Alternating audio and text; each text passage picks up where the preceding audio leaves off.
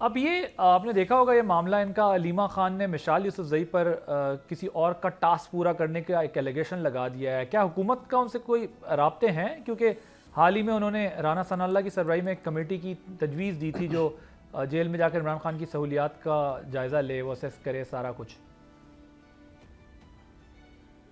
नहीं देखिए, हुकूमत का तो कोई राब्ता नहीं है किसी सेनेटर से या किसी एमएनए से। हाँ, गाए बगाए हाउस के अंदर मुलाकात हो जाती है और कमेटीज़ के अंदर तो अब ये आते नहीं, लेकिन उससे पहले कमेटीज़ में भी मुलाकात हो जाती थी।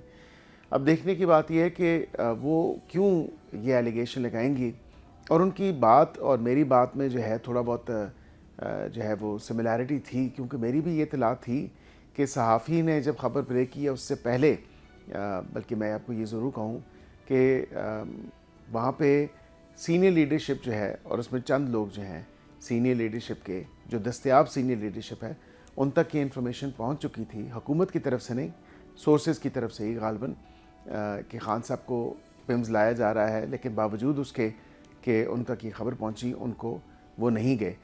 लेकिन मशाल साहिबा ने जो बात की है, उन्होंने कहा कि अलीमा खान साहिबा को इन्फॉर्मेशन मिल चुकी थी बर वक़्त, उन्होंने आगे पार्टी लीडरशिप से बात की, तो फिर उसके बाद जो है वो नहीं गए, या जो भी धरने का सब मामला हुआ, ये तो उनकी अपनी पार्टी का अंदर का मामला है।